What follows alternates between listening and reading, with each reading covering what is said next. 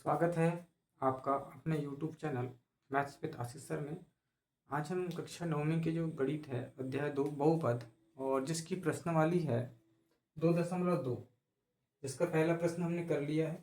प्रश्न क्रमांक 2 जो हमें दिया गया है, निम्नलिखित बहुपदों में से प्रत्येक बहुपद के लिए P0, P1 और P2 ज्ञात करना है। यहाँ पर हमारे पास 4 बहुपद दिए गए हैं और चारों बहुपदों में हमें 3 मान ज्ञात करना है, एक 0 पर, एक 1 पर और 2 पर। तो हम पहला सवाल देते हैं।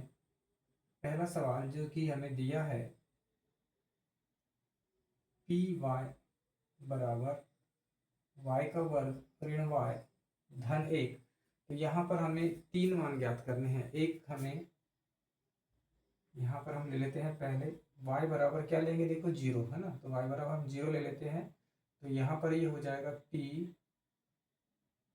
y की जगह हम 0 लिख देंगे, बराबर 0 का वर्ग माइनस 0 प्लस 1। यहाँ इसका मान 0 हो जाएगा, इसका मान भी 0 और ये प्लस 1। तो p0 पर जो मान है वो हमें कितना प्राप्त हो गया, 1। p0 पर हमें जो मान प्राप्त हो गया वो कितना हो गया, 1। इसी प्रकार से दूसरा 1, तो यहाँ पर हम ले लेते हैं y बराबर कितना, 1 ले लेते हैं। तो अपना जो ये 1 हो जाएगा, y की जगह 1 रख देंगे। y का स्क्वायर है तो y की स्क्वायर की जगह क्या हो जाएगा, 1 का स्क्वायर हो जाएगा, माइनस 1 फिर प्लस 1। यहाँ पर 1 का वर्ग 1 ही होगा, फिर माइनस 1 फिर प्लस 1। यहाँ 1 और हम 1 को पहले जोड़ लेते हैं तो ये हो जाएगा 2 ऋण 1 और 2 में से 1 गया तो आ जाएगा 1। तो P1 पर हमें जो मान प्राप्त हो गया वो कितना प्राप्त हो गया, 1 प्राप्त हो गया। इसी प्रकार से तीसरा जो मान है इसका, तीसरा हमें y बराबर कितना लेना है, 2 लेना है। कितना लेना है, 2। तो यहाँ पर आपका जो बहुपद हो जाएगा P2 बराबर 2 का वर्ग ऋण 2 धन 1 और 2 का वर्ग हो जाएगा 4 ऋण 2 धन 1। यहाँ धन धन वाली राशि को जोड़ेंगे तो 4 और 1 5 हो जाएगा और 5 में से 2 गया तो कितना आ जाएगा, 3। तो यहाँ पर जो बहुपद है P2 पर हमें कितना प्राप्त हो गया, 3 प्राप्त हो गया। इस प्रकार से ये जो पहला प्रश्न है हमें इसे इस प्रकार से हल कर लेना है।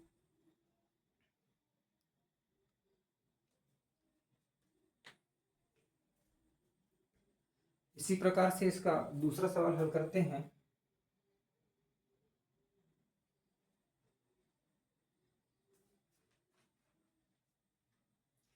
दूसरा सवाल जो हमारा बहुपद p के रूप में दिया है, तो हम दूसरे का हल जब हम करेंगे तो यहाँ हमारा जो बहुपद है t के रूप में दिया गया है।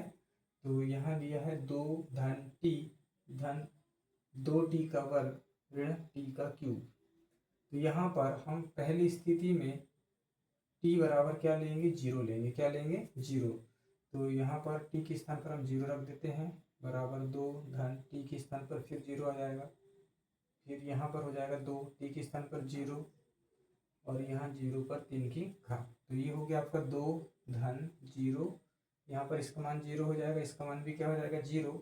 तो आपके पास में p0 की स्थिति में मान कितना प्राप्त हो जाएगा, 2 प्राप्त हो जाएगा। इसी प्रकार से दूसरी स्थिति में हम क्या लेंगे, t बराबर कितना लेना है, 1 लेना है।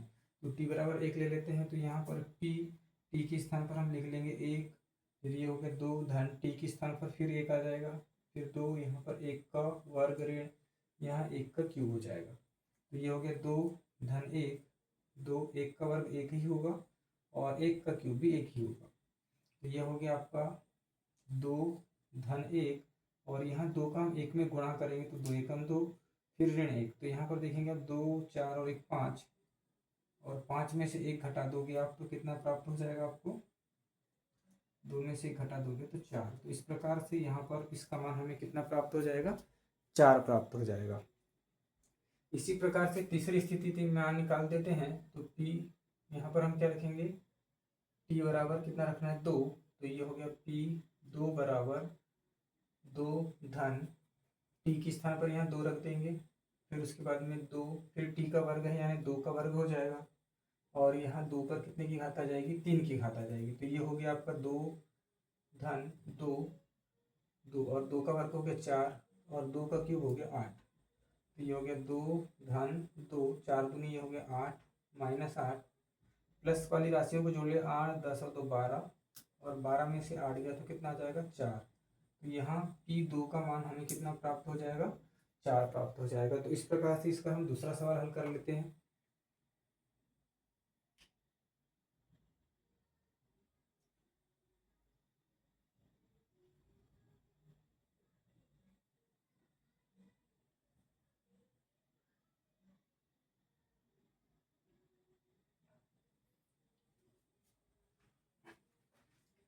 इसी प्रकार से हम इसका तीसरा सवाल हल करेंगे।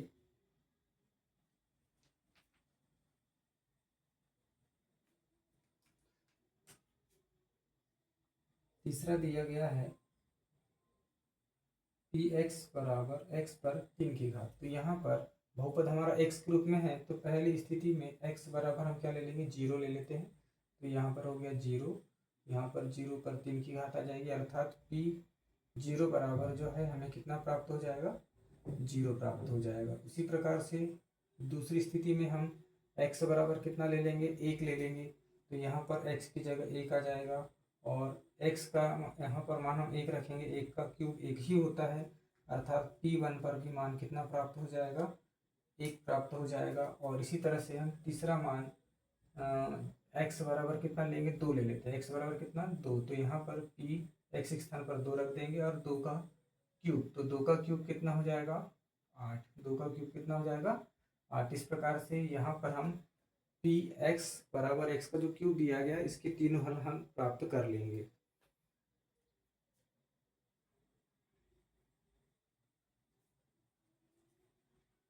इसके बाद इसका जो चौथा सवाल दिया गया है, चौथा सवाल दिया गया है पी एक्स बराबर एक्स माइनस 1 और एक्स प्लस 1।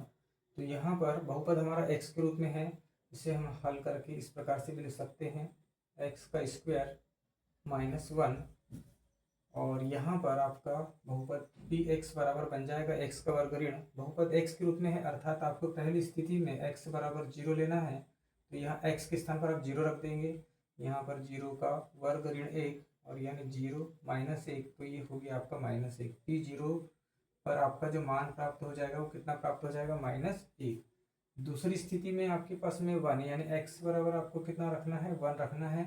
तो यहाँ पर P1 बराबर ये 1 का स्क्वायर माइनस 1, तो 1 का स्क्वायर 1 ही होगा और 1 में से गया तो क्या आ गया, 0। तो P1 की स्थिति में इसका जो मान प्राप्त हो जाएगा वो क्या प्राप्त हो जाएगा, 0। उसी प्रकार से तीसरी स्थिति में x बराबर कितना दिया गया है, 2। x बराबर कितना दिया है,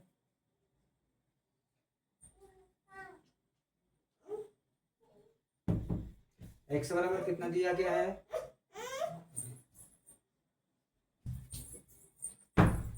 x बराबर कितना दिया गया है, 2 दिया गया है। तो यहाँ पर